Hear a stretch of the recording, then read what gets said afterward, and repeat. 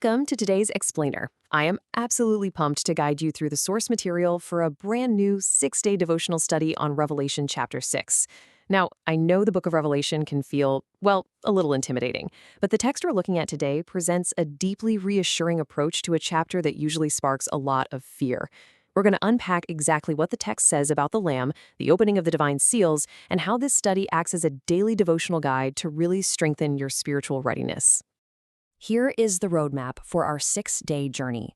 We'll kick things off with a welcome to the study, then move chronologically through the daily judgments, seals 1 and 2, seals 3 and 4, and seals 5 and 6.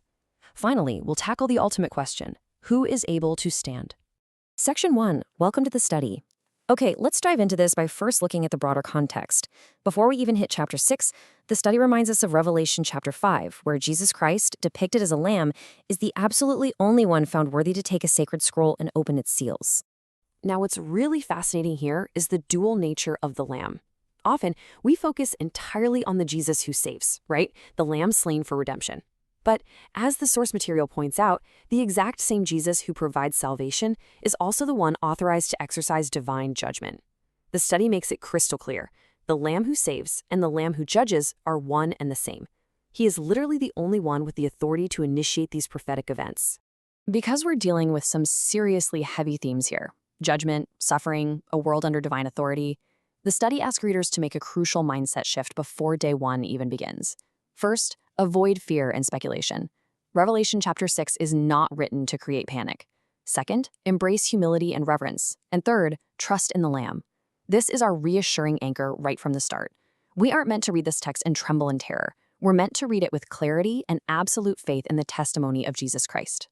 To help us digest all of this, the study is beautifully laid out over 6 days. Here's the overarching timeline. We move from Conquest on day 1 to War, Scarcity, and Death on days 2 through 4. Then, on day 5, we witness the cry of the faithful, and finally, on day 6, the great shaking. Seeing it mapped out like this immediately helps us grasp the sheer scope and progression of the judgments we're about to explore together. Section 2, Seals 1 and 2. With our foundation set, this is where the text gets quite serious and sobering, as we are introduced to the first 2 horsemen of the apocalypse. Day 1 focuses on the first seal, which brings forth the white horse. Interestingly, people often mistake a white horse for a symbol of purity or even Christ himself, but the study explains that here it actually represents conquest. It marks the very beginning of global judgments, where worldly powers seek dominion and authority across the earth. It's a sobering picture of human ambition and conflict operating on a massive, global scale. But remember, we're looking at a devotional guide, not just a list of terrifying events. So the specific takeaway for day 1 is deeply encouraging. When we see the white horse of conquest, our response shouldn't be despair. Instead, it's an invitation to acknowledge Christ's ultimate authority. Even when earthly leaders and powers seek to dominate, the Lamb remains sovereign over all of them. He is still entirely in control. Then, on day 2, the Lamb opens the second seal, and out comes the red horse. The text states clearly that this horse represents war and violence. Its specific, terrifying function is the removal of peace from the earth, plunging humanity into deep, widespread conflict. It's a stark reminder of just how fragile worldly stability actually is. Yet the devotional counters this heavy reality with a profound day 2 takeaway: finding spiritual peace and anchoring your faith in the Lord when worldly peace is removed. If peace is taken from the earth, the believer's peace has to come from heaven. It's about finding a spiritual stability and grounding that the conflicts of this world simply cannot touch. Section 3, Seals 3 and 4. Let's move to and see how this builds as we enter the middle of our 6-day journey. Here, the consequences of those earlier judgments start to compound in deeply personal, physical ways for humanity. Day 3 introduces the opening of the third seal and the appearance of the black horse. This source material explains that this horse represents scarcity and shortage.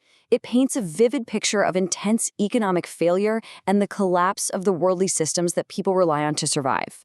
We're looking at a scenario where basic resources become devastatingly scarce.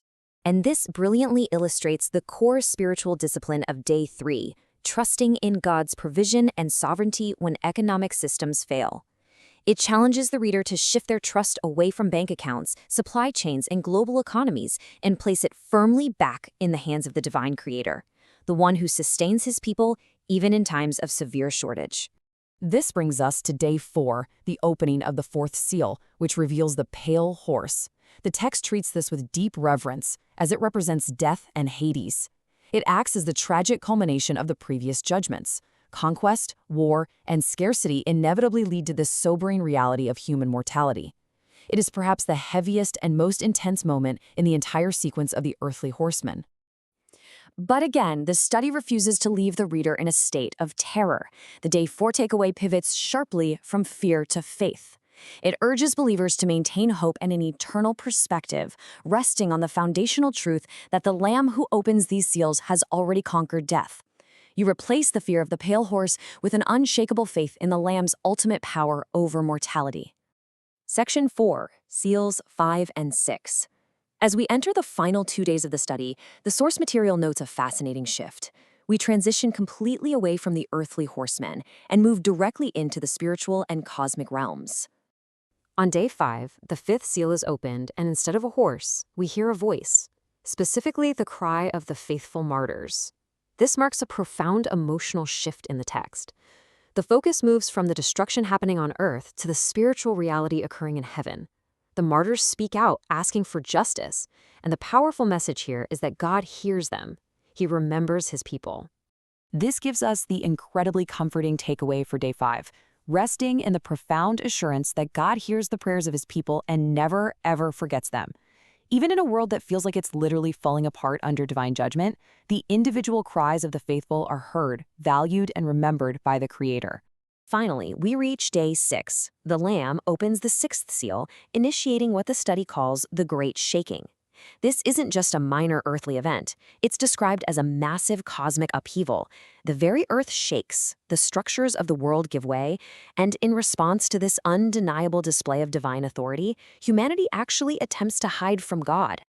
The final daily takeaway for day 6 urges us to do the exact opposite of hiding.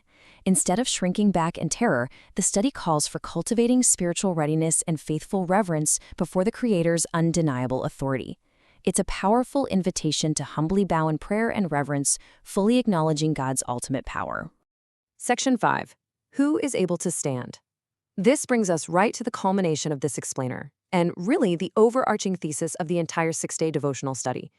After witnessing the conquest, the war, the scarcity, the death, the cries, and the great shaking, we're left with a vital conclusion. So the crucial point is summarized perfectly in this quote from the text. Even when the earth shakes, even when peace is removed, even when systems fail, Jesus Christ is still Lord.